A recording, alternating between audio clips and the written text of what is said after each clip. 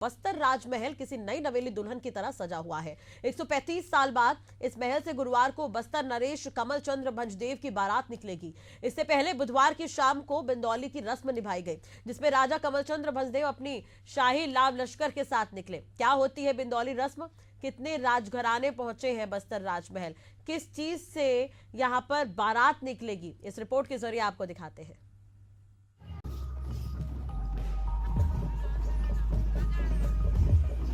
बस्तर राजमहल में पिछले कई दिनों से कुछ ज्यादा ही चहल पहल हो रही थी। बुधवार की शाम को अचानक द्वार पर रणभेरी की गर्जना के साथ रण के डंकों की आवाज सुनाई दी। राजमहल के सामने एक विशाल सजे हुए हाथी पर हौदे की जगह 2 सुविधाजनक कुर्सियां लगी हुई थी। सामने बस्तर नरेश कमल चंद्र भंजदेव बैठे थे तो उनके पीछे उनका छत्र थामे चाल की सिंह द्वार पर हाथी घोड़े और राजस्थानी स्टाइल में सजे हुए ऊंट खड़े हुए थे। उनके ठीक पीछे पारंपरिक परिधानों से लैस आदिवासी मांदर की थाप पर थिरकते नजर आ रहे थे। इनमें से कुछ एक के हाथों में टंगिया, जिसे आम भाषा में कुल्हाड़ी कहा जाता है, लेकर नृत्य कर रहे थे।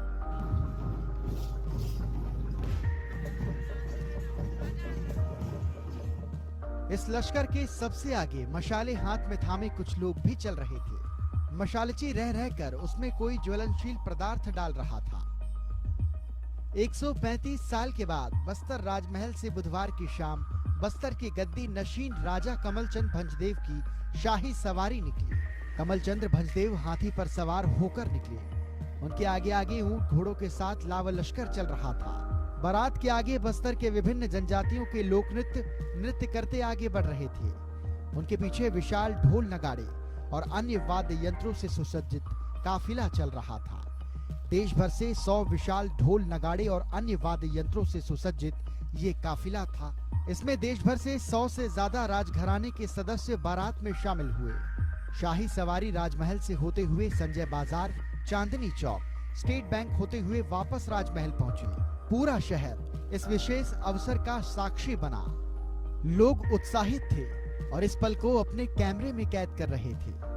बस्तर राज परिवार में वर्ष 1890 में राजा रुद्र प्रताप देव की बारात निकाली गई थी। इसके बाद राजमहल से कभी भी बारात नहीं निकली। महारानी प्रफुल्ल कुमारी देवी का विवाह 1923 में राजमहल में ही हुआ था। इसके बाद महाराजा प्रवीर चंद्र भंजदेव का विवाह दिल्ली में और उनके दोनों बेटे विजय चंद्र और भरत चंद्र का विवाह गुजरात में हुआ था।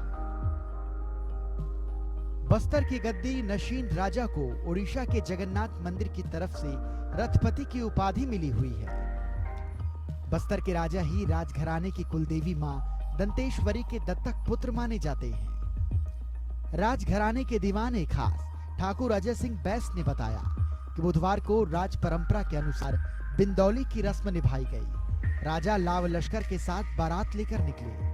बुधवार रात वर कमल चंद्र भंजदेव अलग कमरे में रहकर एकांतवास कर रहे हैं, यानी इसके बाद वीरानी को लेकर राजमहल वापस आएंगे।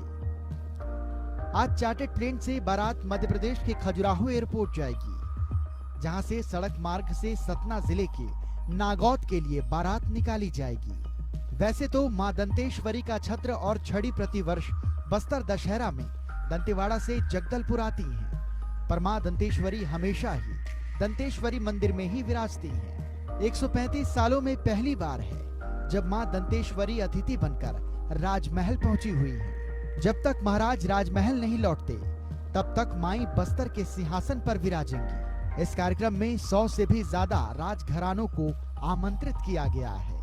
अतिथियों के मनोरंजन के लिए प्रतिदिन राजमहल में सांस्कृतिक कार्यक्रम रखे गए हैं। बुधवार को बेंगलुरु की प्रसिद्ध सूफी कलाकार खनक जोशी ने प्रस्तुति दी। इसका देर रात तक अतिथियों ने जमकर आनंद लिया। इससे पहले महाराजा जो रुद्र प्रताप देव थे, उनकी विवाह हुआ था और उसके बाद ये पहले राजगद्दी पे पहले राजा। कहाँ से बाराती आए हैं, कितने पूरे मतलब ऑल ओवर इंडिया से आए हैं बाराती। बनारस से लेकर के पूरा उड़ीसा तक के पूरे विशाखापट्टनम, हैदराबाद में मेहमान भी आएंगे। विदेशी मेहमान के बारे में अभी मेरे को जानकारी अभी हुई है, लेकिन पुष्टि नहीं हुई है कि वो आ रहे हैं कि नहीं। शादी जो है कल हमारी बारात निकलेगी चार्टर प्लेन से, उसमें बाराती सभी रहेंगे, राजा महाराजा, नाइक पाइक चालकी पूरा जो है वो पूरे रहेंगे, बस्तरवासी लोकल भी रहेंगे। और जो है कल सुबह 10 बजे बारात जाने का होगा। शक्ति, सामर्थ्य और सनातन का संगम है बस्तर का राजमहल। मां दंतेश्वरी बस्तर राज परिवार की कुलदेवी है। बस्तर के गद्दी नशीन राजा को उनका दत्तक पुत्र माना जाता है। ऐसे में जब बेटा राजमहल से बाहर जाता है तो मां दंतेश्वरी को सिंहासन सौंप कर जाता है। बस्तर राजमहल में ये अद्भुत संयोग 135 साल के बाद देखने को मिल रहा है, जो हमारे सनातन के रंग को और भी गहरा करता है। Bureau report, Asian news.